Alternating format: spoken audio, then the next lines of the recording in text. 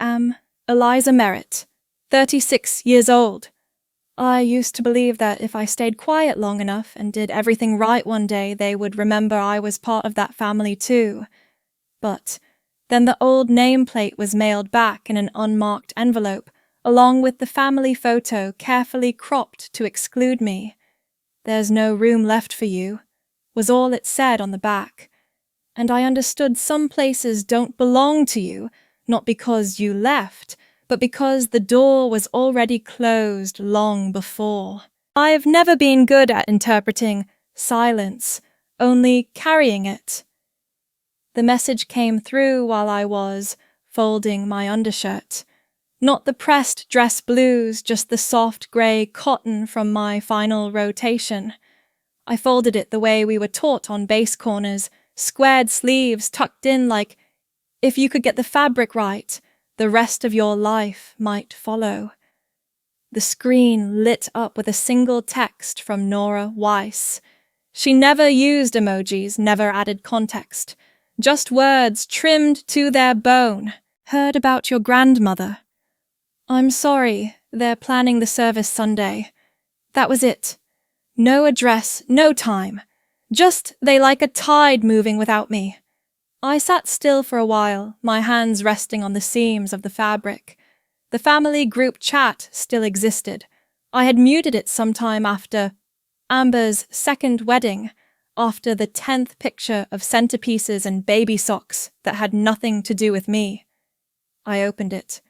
Dozens of unread messages flickered down the screen. A menu for the wake. Evelyn. "Let's keep the guest count small. Only the immediate family." Amber had replied. "We'll need the keys to the lake house. Planning photos on the porch."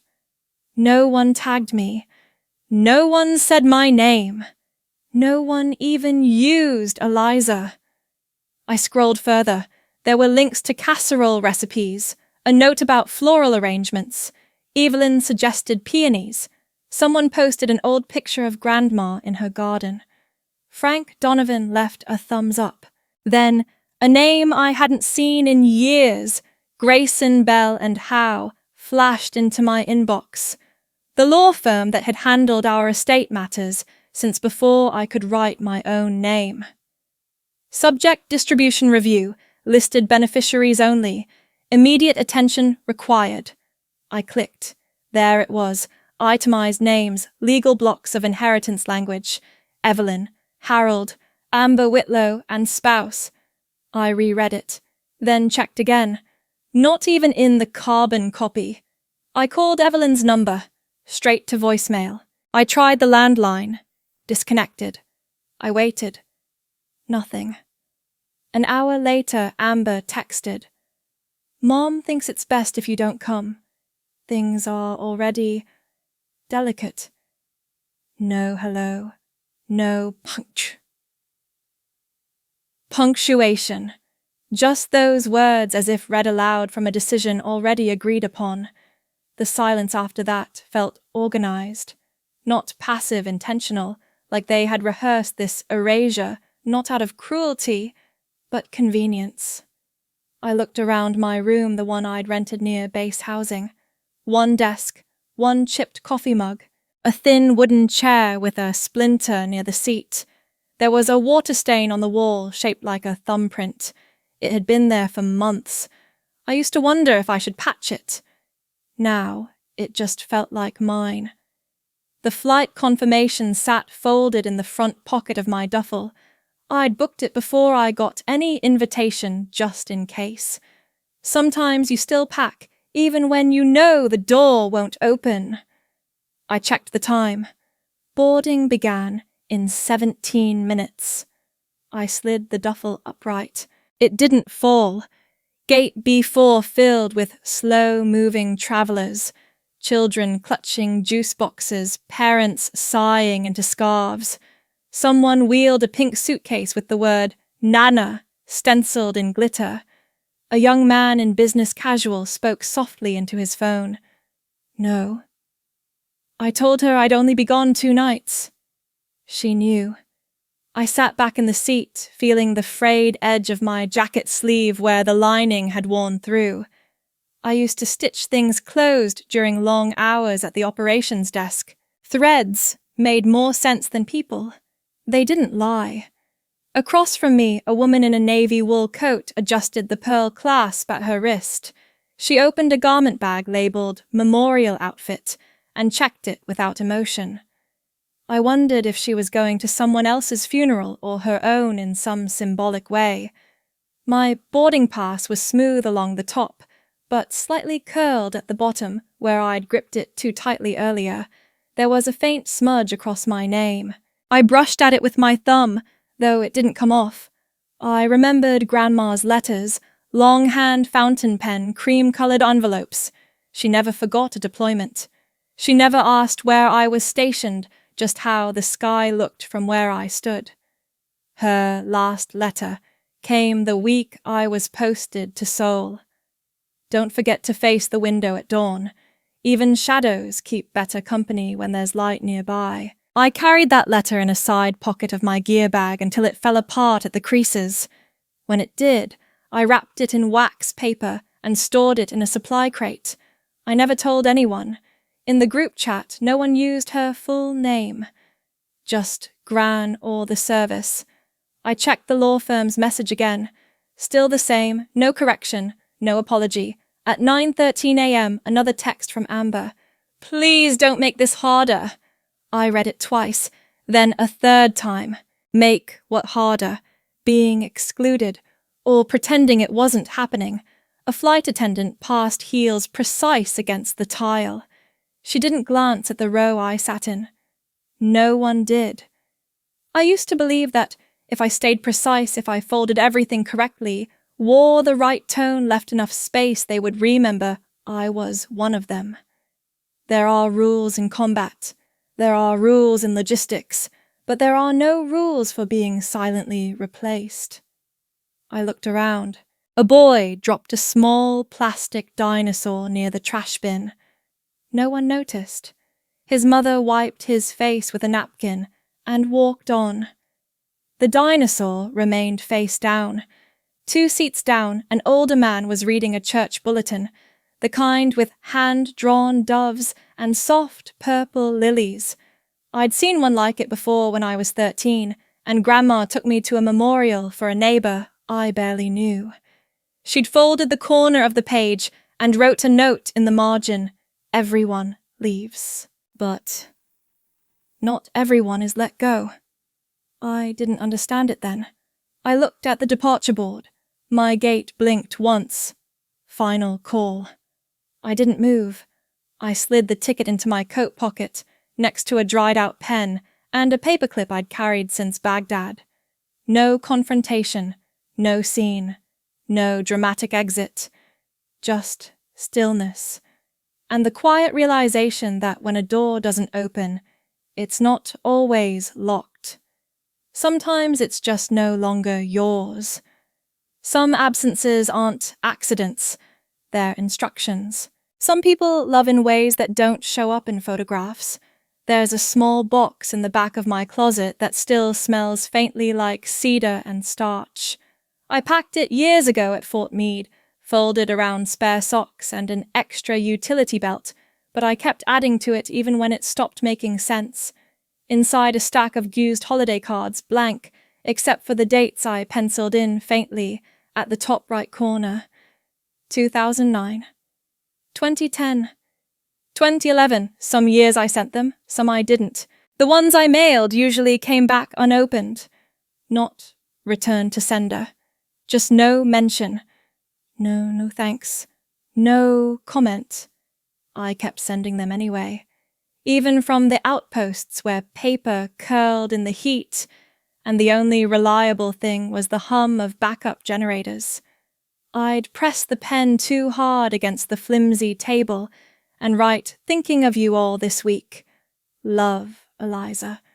I always used blue ink, not because I preferred it, but because it looked less formal than black. I thought maybe that made a difference.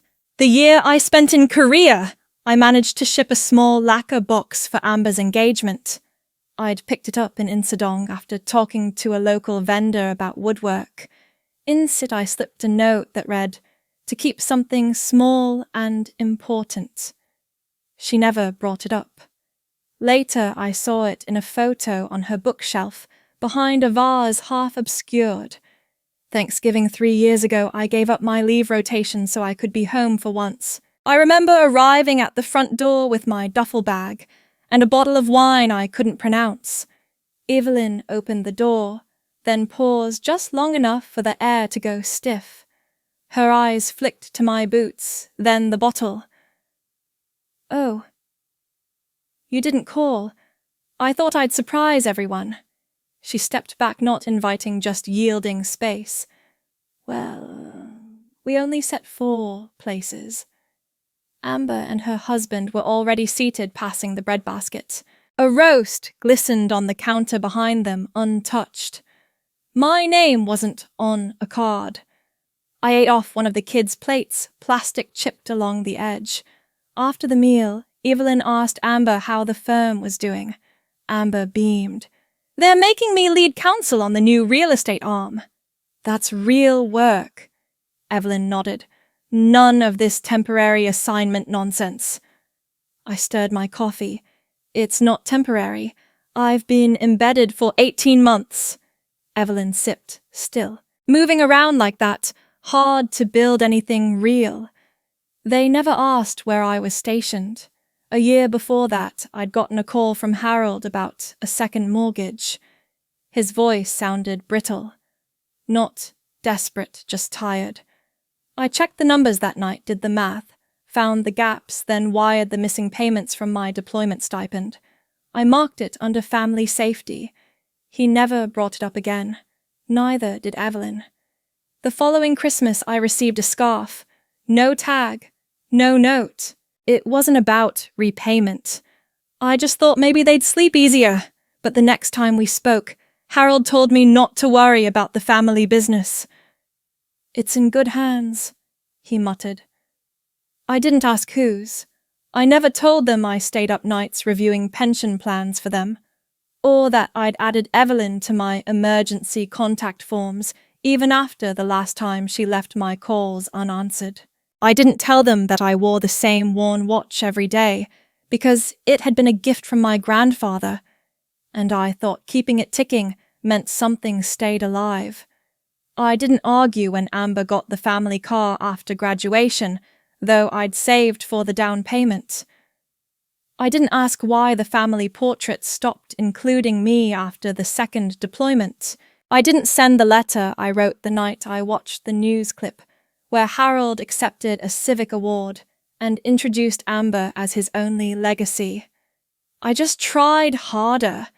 There was a year, maybe 2015, when I started sending them monthly updates, 1-page printouts where I was what I was working on, one photo attached. I even kept the margins clean. Evelyn never mentioned receiving them. Later, she told a cousin Eliza's always been so reserved. Hard to tell what she's up to. The cousin forwarded me the message. I never replied. When I visited one winter, I caught Harold sorting old documents at the dining table.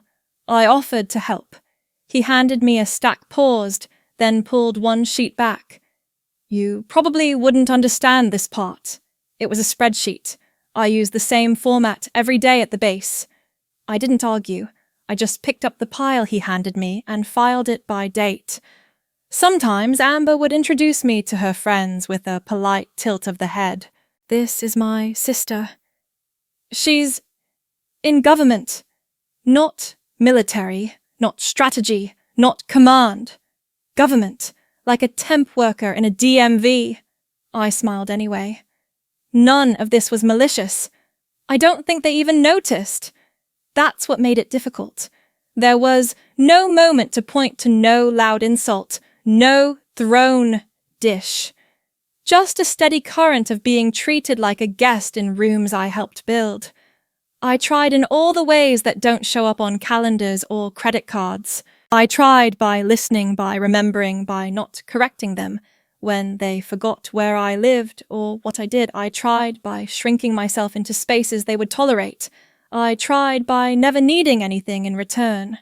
But some things don't bend. They just vanish. I used to believe that if I kept my presence quiet enough, they might one day invite me to speak.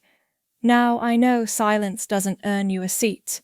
It just makes your absence easier to arrange. Some rooms are quiet, not because they lack sound, but because you've been left out of the conversation entirely. Some wounds don't bleed, they just echo. There's a photograph folded into the back page of my 8th grade science binder, creased twice through the middle. I haven't opened that binder in years, but I still remember exactly how the picture looked me standing next to a solar water purification model made of repurposed tubing and an old fish tank. I had a navy headband on. My bangs were uneven. There's no one else in the photo. The regional science fair was held in a gymnasium that smelled like bleach and old sneakers. Amber had a piano recital that same afternoon. Evelyn said it wouldn't be fair to split the attention. You know how nervous your sister gets. That was the year I won first place for our school. They gave me a small trophy with my name engraved in shaky lettering. I carried it home wrapped in a lunch towel. Harold looked at it once, then set it down next to the junk mail Amber played Chopin today. Flawlessly. No one asked what my project was about. I placed the trophy on my bookshelf and dusted it every week. Years later, when I returned from my second overseas assignment, the shelf had been replaced with a chest of drawers for guest linens. The trophy wasn't there. I never asked. On my 25th birthday, a card arrived in a plain white envelope. No handwriting on the outside. Inside, 2 signatures, Evelyn and Harold, centered no message. No mention of the promotion I'd just earned. No call. The envelope still had the imprint of an address label slightly misaligned. I remember running my finger over the sticker, hoping there might be something underneath, like maybe the first version had included my name, then been peeled off. A week later, Amber posted a photo of her surprise birthday brunch. Balloons, a 3-layer cake, a table full of smiling faces. I clicked through each one, then logged out. The first time I appeared on national television was during a joint press briefing. I'd just completed an emergency cyber response coordination after a major breach. My name was printed in small text beneath the screen, Lieutenant and Colonel Eliza Merritt, Strategic Operations. The footage made its way onto local news. A colleague sent me the clip. I didn't share it. I didn't have to. Evelyn's message arrived 3 days later. Saw you on TV. Trung on. That was all. No follow-up. No mention of what I'd accomplished. Just a passing remark, like I'd been spotted at the mall. Amber texted separately. That blazer wasn't great. Next time wear navy. I never replied. There's a yellow legal pad in one of my old deployment trunks. The top sheet is wrinkled from moisture, but the handwriting is still intact. It's a list of things I'd hoped to tell them when I came home that fall. Small things. Where we ate in Kuwait. What sandstorms smelled like. How quiet the base became at 2 a.m. I never read it out loud. The day I returned, Harold was in the garage sorting cables. Evelyn was labeling frozen soups in Sharpie. Amber had a new haircut. No one made eye contact when I walked in. I tried. It's good to be back. Evelyn nodded once. Let me know if you're using the laundry. I just washed linens. Amber handed me a photo album. The cover still had the price tag. We saved you one. Inside pictures of her wedding, her first child, a family trip to Jackson Hole. No mention of my time away. Not a single picture of me. When I turned to the back pocket of the album, there was a recipe tucked inside a printout for butternut squash soup. Evelyn must have thought it belonged elsewhere. Or maybe not. Later that week, I brought out the medal I'd received in Qatar. I placed it quietly on the mantel between two framed photos. The next morning, it was gone. I found it in the drawer beneath the TV, wrapped in a plastic grocery bag. No one mentioned moving it. Once during a commercial break, I looked over at Evelyn and asked the only question I hadn't dared before. "Do you ever feel proud?" She didn't look up. She just clicked the remote and turned to Amber. "Can you believe this weather? It's November." I never repeated the question. There are objects that never quite leave you. I still keep a ticket stub from my first deployment ceremony. It's faded, the ink nearly gone, but I remember where I sat. Section B, row 4. When the national anthem played, Harold stayed seated. "I've heard it 1,000 times, he muttered. I didn't press him. Later that day, Evelyn forgot the name of my unit. She called it the technology thing. Amber said, "She doesn't mean anything by it. You know how hard it is for her to keep track." I nodded, folded the stub, placed it behind my ID. They never mocked me. They never shouted. They just didn't see me. I've learned that the sharpest wounds don't come from cruelty. They come from omission, from the way someone skips your name in a sentence, from the way a chair is set for everyone but you, from birthday candles you don't remember blowing out because no one lit them. The night before I turned 30, I left a voicemail just to hear my own voice somewhere. I didn't say much, just that I was well and that I hoped they were too. No one called back. A week later, Amber posted a photo of the family gathered for brunch. I counted the chairs. 6. I counted again. The quietest kind of pain is the kind they forget they gave you. Some removals don't leave marks. They leave nothing. The email arrived without fanfare. Subject line, consent request. Non-contesting status for Lakeview transfer. No greeting, no explanation. Just an attachment and a date. The file name was plain Merit Estate Transfer .pdf, a name I used to belong to. I opened it without breathing. The legal language slid past my eyes like static. By signing below the undersigned waives all future claims to... My name wasn't listed, neither as signer nor recipient. Just a line where I was supposed to confirm I no longer existed in this context. Lakeview had never been extravagant. It was where wind hummed against loose greens and the scent of mulch outlasted every season, where the fireplace smoked too easily, but Grandpa refused to have it cleaned because drafts build memory. When I was 27 home on emergency leave, he had handed me a folded piece of paper. "If I forget to file this," he murmured, thumb smoothing the creases, "you hold on to it." We both know who kept the roof on. No ceremony. No legal counsel. Just his hand over mine and the faint scent of rust from the old faucet he never replaced. I still had the letter, handwritten, dated, his name in that looping cursive always leaving a tiny oval over every... Not notarized, but real. It was filed under a plastic tab labeled Personal, Do Not Toss. I had written it in red Sharpie years ago after watching Evelyn toss Grandpa's tax folders into a bin without opening them. The letter hadn't faded, black ink, thick and steady.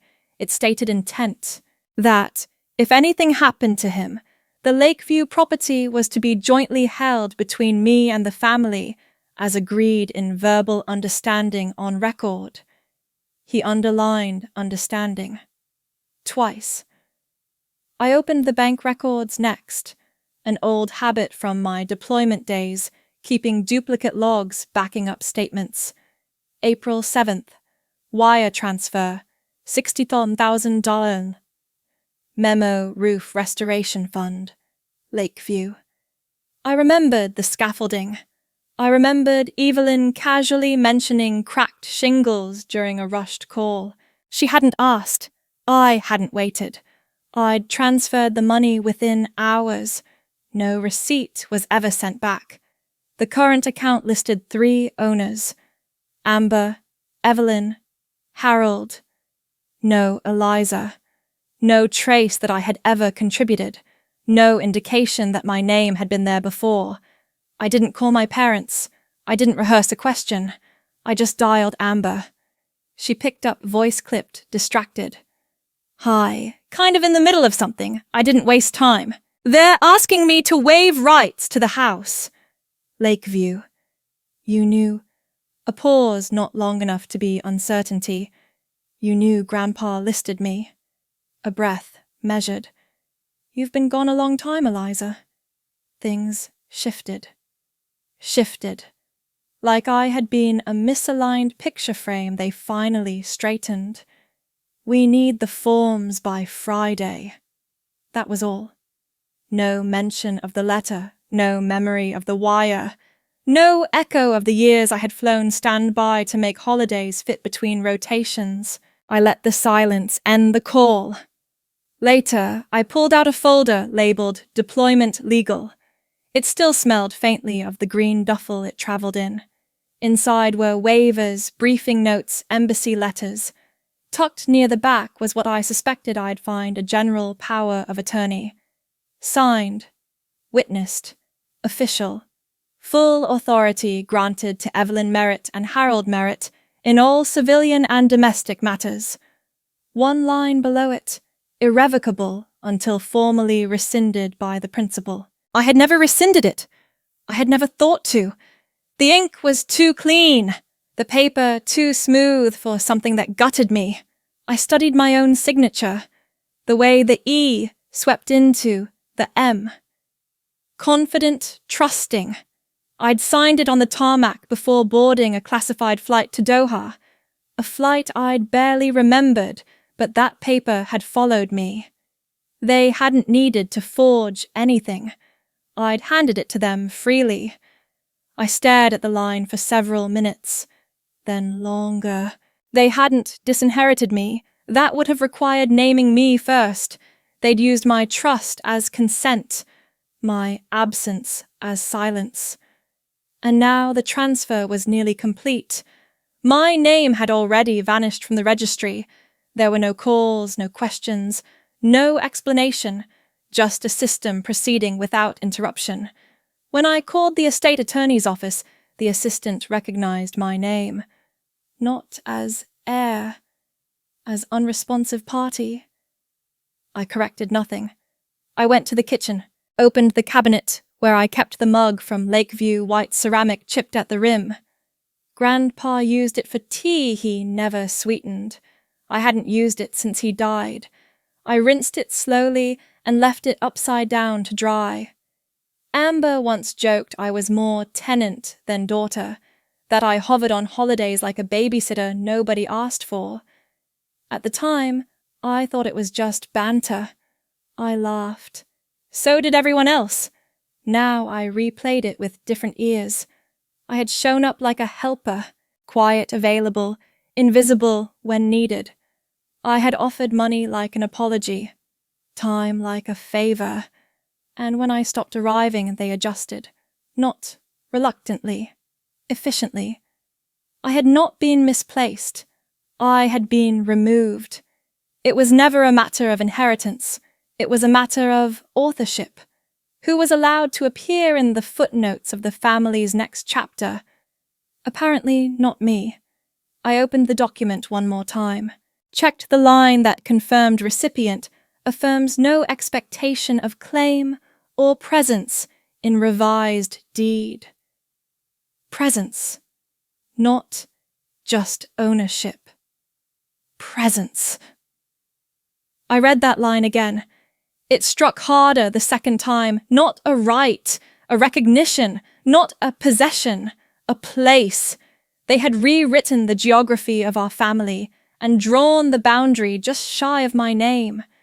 I closed the file, folded the letter Grandpa gave me, slid it back into its sleeve. I didn't shred anything. I didn't call a lawyer. I just placed the folder back in its drawer between birth certificate and discharge orders. It didn't belong under family. Not anymore. Some removals don't leave scars. They leave vacancies that no longer require explanation. And maybe that's how you know it's final. Not by how loudly it ends, but by how smoothly everything continues without you. There's a kind of clarity that arrives when you stop asking to be seen. I didn't plan to sort anything, but once the file drawer slid open, it kept going. The family photos came down first 4 frames, all lined evenly above the shelf where I used to keep deployment coins in a glass jar. Amber's wedding. A group shot at Dad's retirement dinner. Thanksgiving 3 years ago, my place at the table blurred by motion. I wrapped each in a soft towel and set them in a shoebox with a lid that didn't quite fit. The shoebox went beside a larger one marked Archive. Inside that, I placed the notarized copy of my discharge certificate, a folded flag with a loose thread at the edge, and the embroidered shoulder patch I never stitched to my last uniform. I tucked the letter Grandpa wrote behind the patch, his ink softer now, as if it had exhaled over time. I didn't pack in any rush. No music, no noise, just the quiet of decisions already made. The desk drawer held an old flip phone I hadn't used since Kuwait. It still had my father's number saved under home in all caps. I didn't delete it. I closed the phone and set it face down beside a paperweight from the Department of Defense. The seal was faded, one eagle's wing nearly gone. By the window sat a clipboard I hadn't noticed in weeks, one of those hard plastic kinds, military issue with an internal compartment. I opened it to find a checklist I'd made months ago, leave transfer form. VA housing update, tax withholding confirmation. Each box ticked in blue ink except the last forwarding address, TBD. I stared at that blank space a while, then filled it in block letters, Whitlow Ridge North District. A place no one in my family had visited, a place they wouldn't think to ask about. I dialed the local VA office that morning, using my personal line, not the government one. The woman on the other end didn't need much, just my full name last assignment, and preferred district for follow-up. I gave her the information without hesitating. She confirmed the transfer. "You'll be in Region 4, she noted. "Not many folks opt that far north." I didn't explain. There was nothing to explain. The next thing I did was sit at the kitchen counter and open my laptop. The keys stuck slightly, years of disuse and crumbs from meals eaten without company.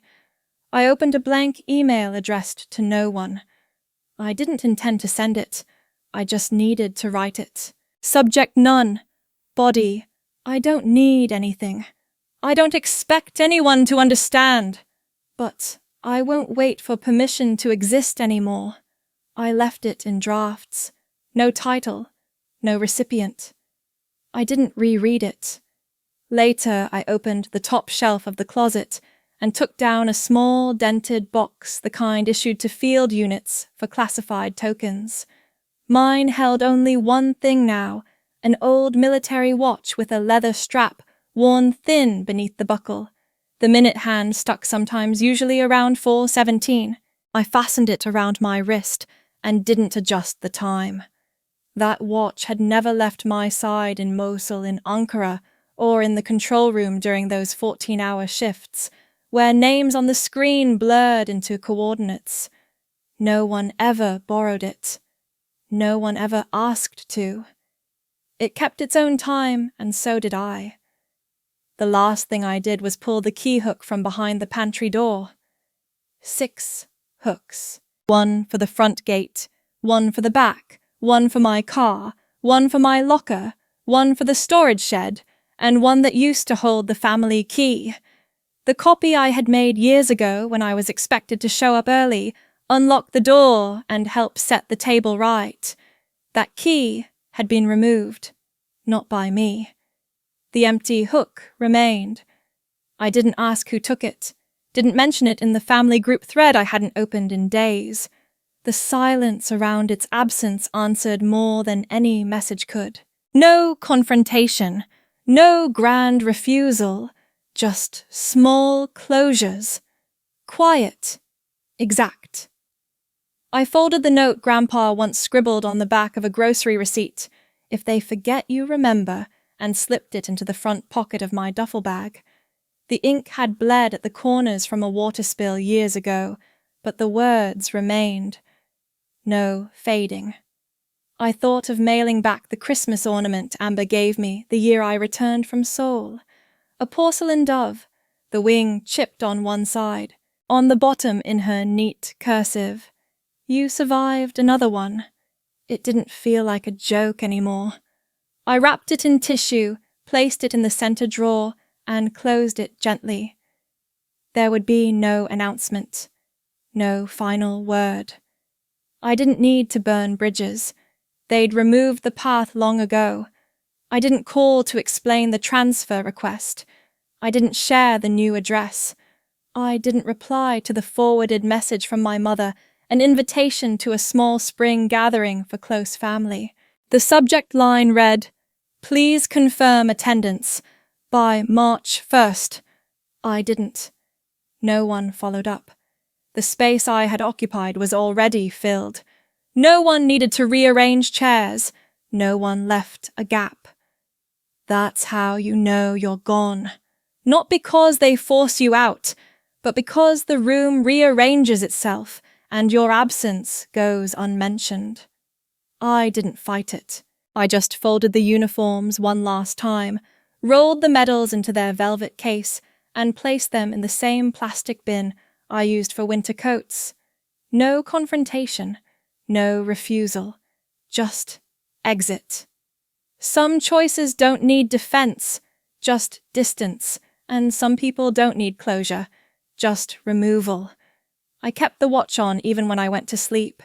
The ticking was uneven, slow. But it was mine, and it never needed to be reset. I didn't realize how loud obligation had been until it stopped. The walls in the new place didn't creak. They didn't carry the echo of anyone else's voice, just the occasional shuffle of my own footsteps and the steady tick of an analog clock that ran a second too slow. The apartment wasn't much. One window, one closet, one chair. The sink had a stubborn drip, but I didn't report it. I liked the irregular rhythm. It gave the place a kind of heartbeat. I folded every uniform I had ever worn and placed them at the bottom of a storage bin under the bed. I didn't bury them out of shame, but because I no longer needed them to speak for me. The only piece I kept visible was a laminated badge clipped to the fridge with a magnet shaped like a maple leaf. It wasn't my rank or title that mattered, just the handwritten words in the bottom corner from someone I once trained. You made the rest of us feel seen. There were no incoming calls, no alerts from the family group thread. The thread itself was still there, muted, never deleted. I didn't open it. I didn't need to see my name unmentioned to know it still wasn't spoken. Mornings were slow. I brewed coffee the old way, pouring water through a metal filter I cleaned with sea salt and hot vinegar. It stained the rim of my mug unevenly. The ring it left on the windowsill looked like a tide mark, rising and retreating with every refill. I washed clothes by hand, not because I had to, but because I could. The act of scrubbing soft fabric in a plastic bin, wringing it out, pinning it to the line, it made each piece lighter, less burdened. My old service shirt took the longest to dry. It hung there like a flag with the insignia turned away. I found myself speaking less, even to myself. The silence didn't feel empty. It felt deliberate. One afternoon, I opened the drawer of the nightstand, not looking for anything in particular. Inside, I found the letter I had written years ago, but never sent, meant for my grandfather after I graduated from OCS. I had tucked it between pages of a book on Cold War strategy. The envelope had no stamp. The ink had bled slightly at the edges. I never knew if he had been proud, only that he once carved my initials into the corner of his canoe paddle and didn't mention it. The letter read like a confession. I had tried so hard to earn a seat at a table no one set for me. On my 4th day in the apartment, a representative from the local Veterans Center came by to check in. She didn't comment on the size of the place or the absence of furniture. She only glanced at the ID tag hanging from the fridge and nodded once before handing me a flyer about community programs. I kept the paper but didn't sign up. Not yet. That evening, I lined up 3 objects on the windowsill: my military-issued compass, a bent paperclip I'd kept from a particularly difficult debrief, and a matchbook from a diner my grandmother once took me to. None of them meant anything to anyone else, but I knew what they had survived. I knew what I had. I ate dinner in silence. Tuna and crackers, a sliced apple. No seasoning, no presentation. I wiped the plate dry with an old dish towel and laid it face down on the counter. Clean, unremarkable. Enough. There was no calendar on the wall, no list of tasks. I let the days come without resistance. That night, I opened an old personnel file I'd saved. Not the official one, just copies of letters, printed emails, notes scribbled on the back of deployment orders. One caught my eye. It was from a subordinate stationed with me in Qatar. The handwriting was crooked, the grammar uncertain, but one line was underlined twice. "You're the only officer who didn't forget who we were when you got promoted." I folded the note back into the folder and slid it under the mattress. Not to hide it, but to keep it near. Some memories don't belong in frames. They belong where you rest your head. On the 7th day, I finally filled the bookshelf, not with medals or plaques, but with paperback novels, an old dictionary, and a weather log I once kept during a monsoon training exercise. The log had water damage on the bottom corners, and one page had a pressed flower in it. I didn't remember putting it there. The phone didn't ring, but I turned it face down anyway. Later, I took out the small notebook I'd bought at a second-hand store and wrote just one line in it. "Freedom isn't the absence of ties, it's the absence of pretending." The paper absorbed the ink slowly. I didn't press hard. I didn't need to. I let the window stay open that night. The breeze lifted the hem of a faded curtain and made it flutter like something trying to take flight but not quite ready. I didn't light a candle. I didn't say a prayer. I just lay on the floor, back flat, hands open. The ceiling didn't speak, and neither did I. The next morning I woke without an alarm. No one waiting. No one watching. I stood in front of the bathroom mirror and traced the faint scar just under my collarbone with the edge of a cotton swab.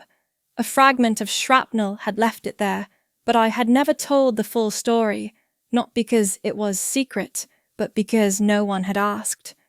I didn't look away from the reflection. I didn't smile. I didn't frown. I just looked. The cupboard held a single jar of honey, a bottle of vinegar, and 2 cans of beans. I labeled nothing. I arranged nothing.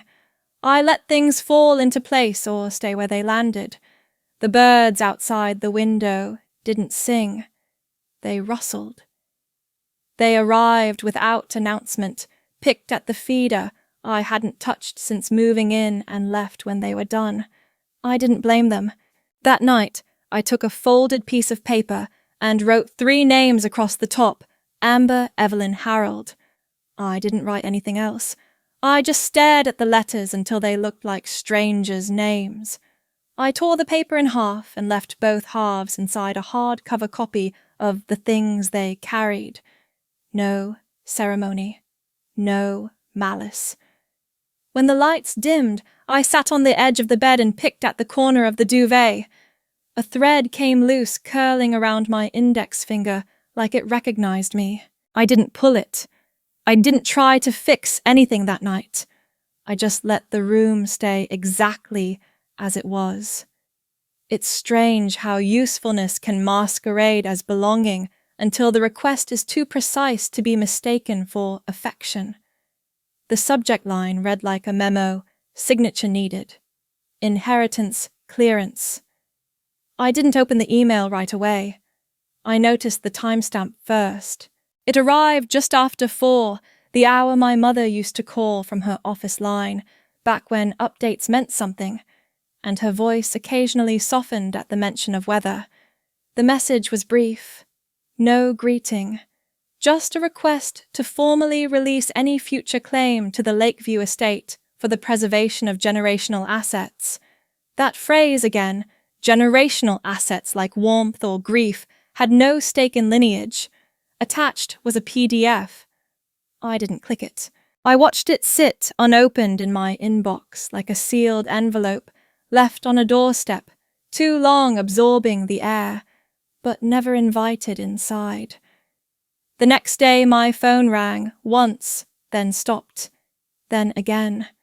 The name on the screen flickered amber. I let it go to voicemail. The third time I answered, there was no pause, no apology, just movement. Can you sign it? The bank needs confirmation from all heirs. The file's in your inbox. I didn't respond immediately. I reached for a loose thread at the hem of my sleeve and rolled it between my fingers. Let me ask you something, I said. You reached out for a signature, not for me. That's accurate, isn't it? She didn't fill the silence. A breath, maybe. Then, do you know what it feels like to sit in that room when the president mentioned your name? Everyone looked at me like I hadn't done enough. It's pressure for me, too. I heard the edge in her voice, the kind that flattens an entire history into a single sentence. She didn't yell. She didn't accuse. But it landed with the kind of precision only siblings can achieve an incision, just deep enough to reopen something half-healed. I didn't answer her. The line stayed open another few seconds, then clicked to silence. I turned off my phone, pulled the cord from the wall even though it wasn't charging, slid it into the drawer beside an unused checkbook and a matchbox I hadn't thrown away. It had one match left. I didn't reread the email. I didn't respond. Instead, I picked up a pen and wrote 5 words on a clean sheet of printer paper. I was never truly included. The sentence didn't accuse anyone. It didn't ache. It just sat there, plain still and correct. The thing is, there was no betrayal in the request. The language had no venom. My mother's tone in the email was careful even. Amber's voice wasn't hostile. No one shouted. No one lied. But something deeper pressed in they hadn't returned because something changed inside them. They came back because something changed outside me. The mention in the president's speech, the commendation posted online, the photo circulated in press kits, all of it made my presence inconvenient to erase. Paperwork couldn't ignore what had been made official. Legacy to them was a matter of public perception, not private relation.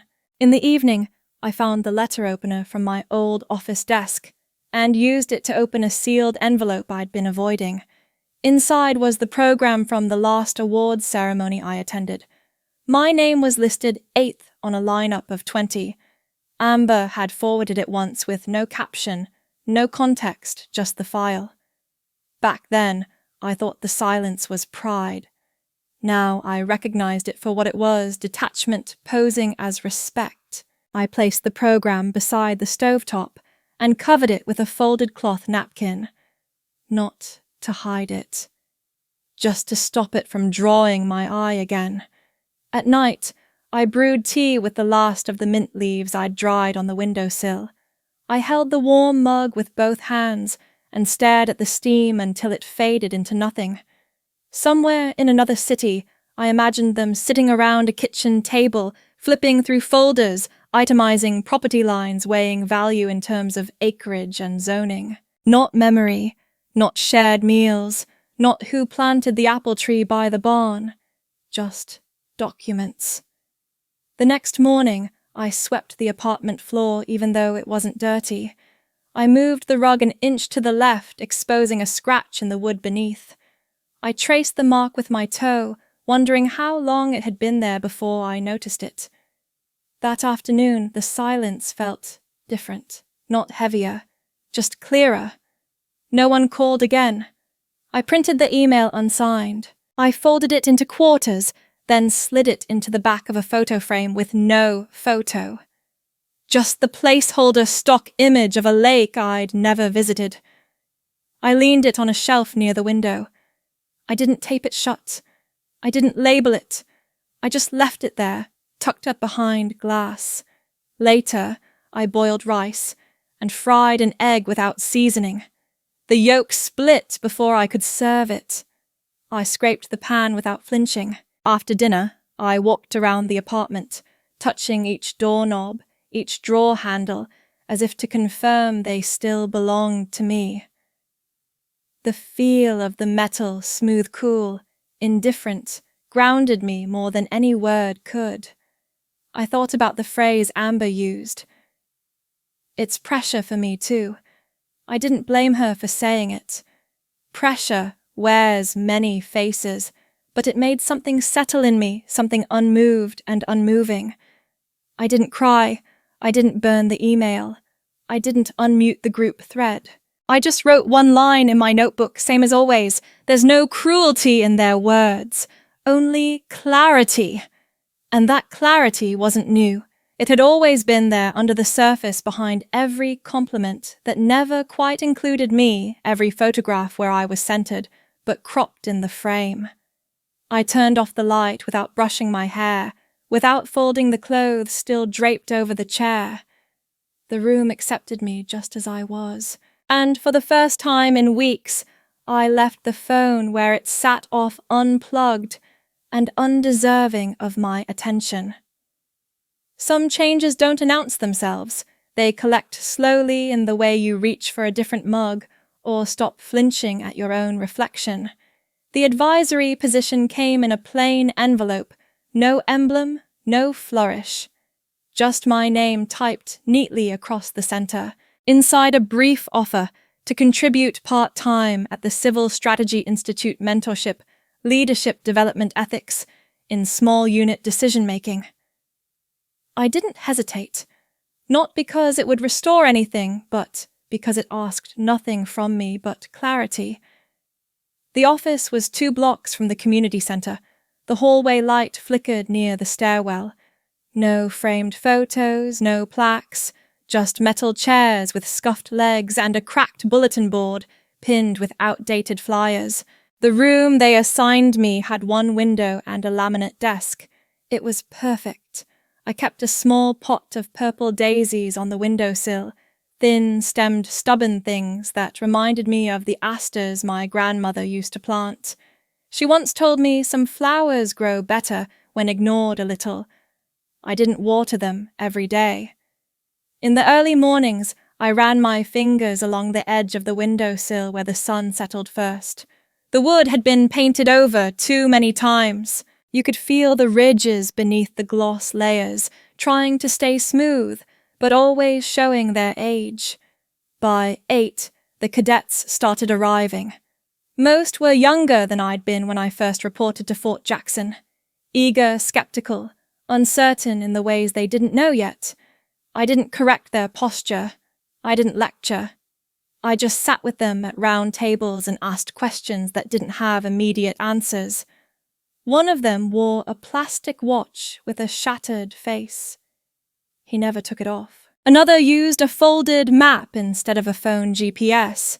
A third chewed her sleeve when thinking. None of them asked about medals. They were too busy trying to understand how to lead without shouting, how to listen without fear. A boy with pale eyebrows and a buzzed head leaned forward one day. He didn't raise his hand. "Ma'am, why aren't you in any of the wall photos back at base?" I didn't blink. I just looked at him and said, "Not every place that's displayed you remembers you correctly." He didn't speak again for the rest of the session. That night, I opened the top drawer of my bureau and found the old jacket I hadn't worn since the separation hearing. I didn't wear it out of pride. I didn't need to prove anything. I slipped it on like a memory, one that no longer burned, only stayed. The patch on the sleeve had faded unevenly. The cuffs held a permanent crease. I ran a finger along the inside collar, tracing the name I'd once stitched in myself, the thread beginning to fray. The apartment was still mostly undecorated bare walls, 2 chairs, no television. But now the quiet no longer bit at the edge of each day. It just sat beside me, companionable and complete. In the cabinet above the sink, I kept one ceramic plate I'd found at a yard sale. The glaze was cracked but intact. I washed it by hand even when the dishwasher worked. Some routines don't need to be efficient to be worthwhile. I wrote in a small journal each evening, not goals, not reflections, just fragments. Words that came without pressure. On Tuesday, strength isn't the volume of your voice, but the weight of what you don't say. On Friday, absence doesn't erase a presence, it only removes the need to perform it. I no longer checked the family thread. I hadn't muted it. I hadn't left. I had simply stopped looking. That act, more than any response, gave me peace. It wasn't retaliation. It was refusal to participate. One morning, a former colleague left a voicemail. Her voice was polished, courteous, and nearly familiar. "Just letting you know there's a reunion scheduled next quarter. Would be good to see your name on the list." I didn't return the call. I wrote her name on a sticky note and pressed it into the back of the filing drawer between the final service record and a copy of my discharge letter. That same afternoon, I helped a cadet rehearse a speech.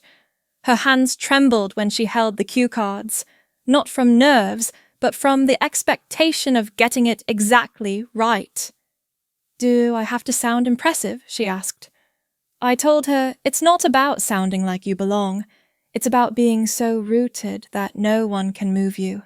She didn't thank me. She just folded the cards again this time, without creasing them. Later, while boiling water for tea, I looked out at the porch and noticed the daisies had bent slightly toward the door, a breeze or some faint signal of attention. I picked off one dried bloom, careful not to disturb the others. In the mirror that evening, I didn't flinch at my own outline. I didn't adjust my collar or brush away imaginary lint. I just looked. The person standing there wasn't trying to return to who she was. She wasn't proving anything. She was still. Complete. I wore the jacket for a few more minutes, then folded it neatly and placed it on the chair beside the door. Not to prepare for anything. Not to leave, just to remember I had survived wearing it and had survived taking it off. No one visited, no one called after the reunion email, but I didn't expect them to. I picked up the small card from the institute, the one they'd given me on my first day. My name was handwritten in pen, not typed, just Eliza across the front. No title, no rank.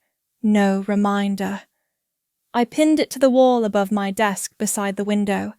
It held more weight than any certificate ever had. And that night, as I poured the last of the tea into a chipped mug, I didn't stir in anything. I didn't need sweetness to mask the taste. Some lives are rebuilt, not by triumph, but by repetition, the daily proof that you can wake up and keep going even when no one is watching. And I realized I no longer needed to be seen to know I existed. Sometimes the most powerful decisions are made without raising your voice.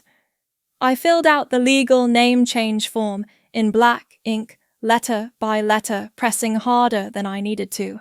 The surface of the form had a slight texture, and the tip of the pen caught on it just enough to make every loop and stroke deliberate. Eliza B. Merritt. I stared at the signature line for a while before signing, not because I doubted, but because it felt like closing a chapter by hand.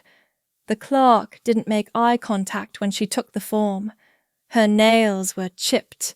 There was a stain on her sleeve, maybe coffee, maybe something older. She stapled my application without ceremony and placed it in a wire tray that leaned ever so slightly to the left.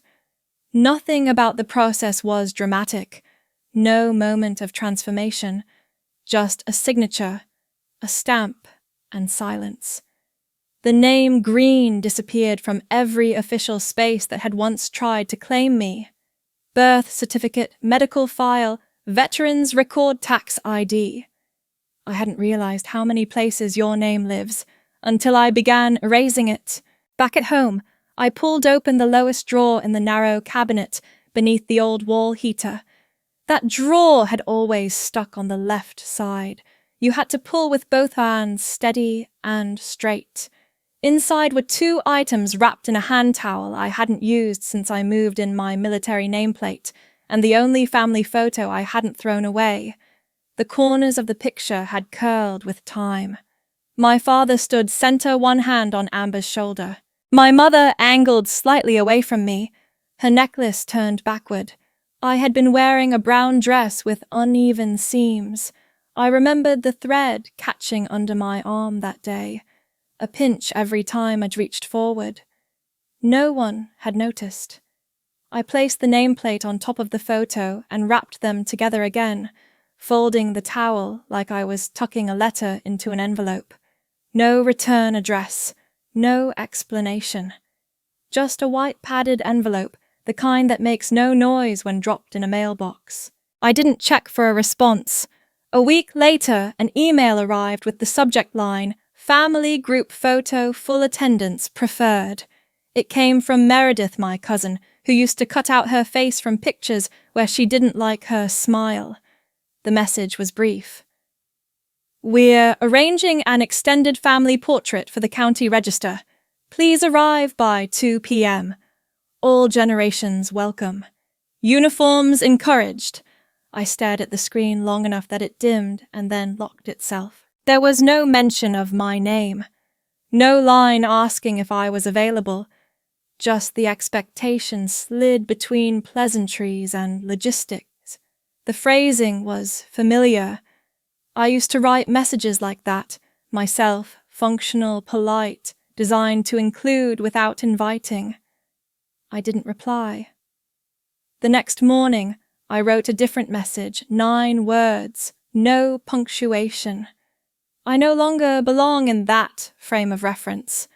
I sent it without adding a signature. No greeting, no context, just enough to answer the invitation without stepping into its shape. Later that day, I ironed a linen napkin that had frayed at the edges, placed it on the desk, and set down the final piece. A silver key I hadn't touched in years. It used to unlock the side door of the Lakeview house, the one with the green shutters and uneven porch. When I was 13, I'd painted those shutters myself with leftover army-grade paint. The can had rusted along the rim. My grandfather stood beside me, holding the ladder without comment. He had believed in usefulness, in showing up, in fixing what could be salvaged, not replaced. That house had become something else now, something with no memory of me inside its walls. I didn't include the key in the package, I just sat with it. The court processed the name change 2 days later. I received a notice with the stamped order tucked into a plain manila envelope. No embossed seal, just ink and confirmation. It felt like the sound of a door closing with the wind, Not slammed, not locked, just no longer open. I kept the envelope folded inside a leather-bound planner I'd stopped using years ago, back when my days were dictated by orders and meetings, and 17-digit codes that meant more than names. The planner still smelled faintly of cedar and dry ink. There was a note in the back pocket I didn't remember writing. The opposite of inheritance isn't loss, it's absence. That evening I lit a candle, not for ceremony, but for warmth. The power had flickered earlier that day, and I hadn't called maintenance. The light flickered against the wall, casting uneven shadows that moved when I did. I sat on the floor with my knees pulled up and let the silence settle in layers. There had been no confrontation, no explosive fight, just paperwork and envelopes and a slow disappearance. That was the part people never understood. Some endings happen in whispers. I hadn't spoken to Amber since that last call. I hadn't heard my mother's voice in almost a year. My father's last message had been an accidental voicemail, 47 seconds of background noise, the television playing a golf match, and the sound of cutlery on a ceramic plate. They hadn't noticed. I hadn't answered. That night, I made tea in a chipped cup with a missing handle. I didn't fix it. I just held it differently. The photograph, the nameplate, the towel, they had all been symbols I thought I needed to preserve to make sense of where I came from. But some objects only have meaning when you're still asking for a seat at the table. Now I knew better. When the final confirmation of the name change arrived, I didn't frame it. I placed it in a drawer beneath my utility bills.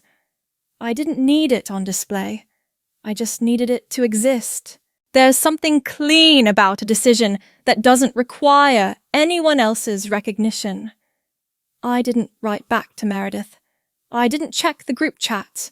I didn't forward the email to Evelyn Grant, who used to keep me informed of family things after I stopped being invited. Instead, I marked the calendar with a single black line across the date.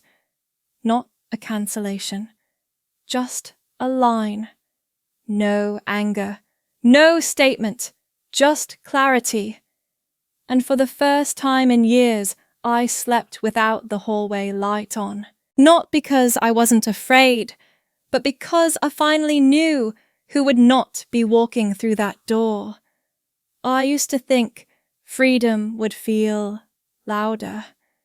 There were 3 things on the table that morning. A letter still folded in thirds, soft at the creases with handwriting, slanted like someone wasn't sure whether to be formal or sincere. A photo of 9 faces in worn uniforms, edges curling where the cheap laminate had peeled, and a notebook with a cracked spine open to a page not finished. The kettle hissed once, then settled. I poured the water slowly, watching the grounds bloom in the cloth filter the way Grandma used to make it. I didn't count seconds, only waited for the last drip to slow. The mug had a chip at the rim, a reminder that things didn't need to be whole to be useful. The letter was from a cadet named Jensen. I hadn't opened it the day it arrived. The envelope had no return address, just the academy's crest faint in the corner. I didn't expect much. Most of the students passed through the lectures like wind through wire fencing. But the first line stopped me.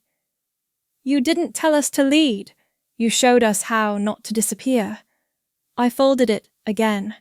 Not to hide it, just to keep it close without needing to look at it all the time. The photograph was older than I remembered. The unit was standing on gravel boots, unevenly sunk shoulders, squared in that way we were taught, but rarely kept outside of inspection. I was second from the left. No one was touching, no arms around each other, just proximity and tension. The corner of the frame had a thumbprint smudged across it, maybe mine, maybe someone else's. It didn't matter. I set the frame on the shelf near the door. not to display it, just to remind myself I was there. I had once belonged without having to ask. In the drawer beneath the photo albums I found the patch from my last field uniform. The stitching had frayed at the edges, but the lettering remained intact. I turned it over in my palm once before placing it inside a glass jar that used to hold sugar.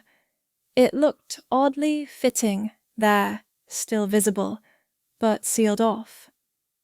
Downstairs in the small room I now used for mentoring sessions, the bookshelf held a mix of field manuals and essays about negotiation tactics. Some of the pages had my old notes in the margins, arrows, slashes, phrases like, "Wait until silence feels heavy, then respond." No one had asked me to keep teaching. I offered, because I still believed it mattered to speak to those starting out, if only to show them what not to accept. On the wall behind me was a whiteboard no longer used. The last thing I wrote on it months ago had never been erased. Rank doesn't make you whole. Neither does applause. The sky was clear, but the glass pane still held the morning's breath.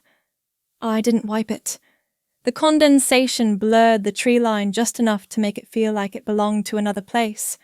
At 10, a student knocked. She was early quiet, carrying a yellow folder that she held like it might burst. Her voice barely made it past the threshold. "You don't talk about your rank much." I nodded. She glanced at the wall where the certificate had once hung. "Were you proud?" I touched the ring on my middle finger, a band I'd worn for years, smooth from habit. "I remember what I did." "That's enough." She blinked, not confused, just unsure if she should press. She didn't. Later, I returned upstairs. The chair creaked when I sat, a familiar sound that made the space feel smaller but not suffocating. I turned the notebook back to the page I hadn't finished. Just one line had been written, almost like it had been whispered. Some things must leave so that I can stay. There was no need to add more. In the hallway, a package leaned against the door. No sender again. Inside, wrapped loosely in tissue, was a plaque I hadn't seen in years. It had been displayed in the family's hallway back when I still visited, a commemorative piece from a federal leadership council. I remembered the day they took it down. No one mentioned it. It simply disappeared. Now it had returned unannounced. There was a note. Small, taped to the back. "You've always been the one with the titles. Maybe now you'll understand why we couldn't keep up." No signature. But I recognized the handwriting. My sister's S's used to curl into tiny loops. I placed it face down in the drawer under the manuals, not out of spite, just to keep the room from echoing. That night, I didn't write. Instead, I sat at the edge of the couch and looked at my hands. The nail on my thumb had a ridge from where I once caught it in the metal frame of a transport vehicle. The skin between my knuckles still bore the faint texture of calluses that never fully faded. There was an old sewing kit near the armrest. The thread had loosened from its spool, coiled like something waiting to be retied. I held it between two fingers, not to mend anything, just to feel what hadn't unraveled. On the kitchen counter, a tin of powdered cocoa sat unopened since last winter. I thought about making some, then didn't. I walked to the hallway where a scarf hung from a nail-grey wool, rough too thick for spring. It had belonged to someone I used to serve with. He had no family, no ceremony. Just a footlocker sent to me with a note. "You kept him grounded." Literally. I ran my hand along the hem. There was a tear near the corner. I didn't repair it. When morning came again, I opened the window before boiling water. The wind shifted the curtain slightly, just enough to make the corner lift and fall like a tired salute. On the table, the mug still had a ring from yesterday's coffee. I didn't wipe it. I reread the cadet's letter, then folded it and placed it under the notebook. The photograph stayed on the shelf, not because I needed to look at it, but because I no longer needed to hide it. The only thing I added to the room that day was a small wooden block, carved by a student who had since moved on. It was crude but sturdy, with the word "still" etched into it. I placed it next to the jar that held the old patch. I opened the notebook to a new page. No title. Just space. The pen felt heavy not from weight, but from choice. I let it rest on the paper a while before moving. No pressure to fill it, no expectation. Just this: I am no longer someone's daughter, or their symbol, or their absence. I'm only this alive, and that is enough. I closed the notebook gently, placed my hand on the old wooden table grain running like riverbeds through the varnish. The chair didn't creak this time. Outside, a sparrow landed on the railing. It didn't look at me. It didn't need to. It was only there, present. I didn't reach for it. I didn't move. I watched it fly off without a sound and stayed.